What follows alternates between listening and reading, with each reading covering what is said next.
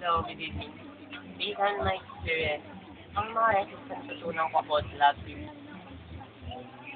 para sa akin, sa long distance relationship, kailangan sa long distance relationship, kailangan mong maging matyaga, saka kapang-unawa, saka hatiin yung time mo sa dalawang bagay.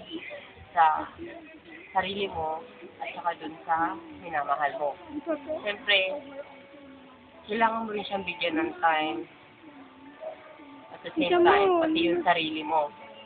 Then, natutunan ko rin sa pagdating sa love, kailangan pag nagmamahal ka, sigurado ka na kasi hindi mo alam, hindi end.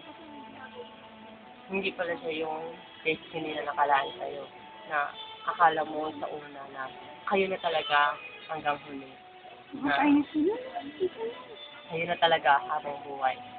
Kaya dapat mag-ingat tayo din. Kailangan alamin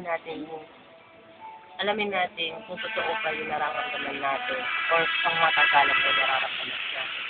Kaya, yun lang. Sana nakatulong ko sa iyo. Bye. Thank you.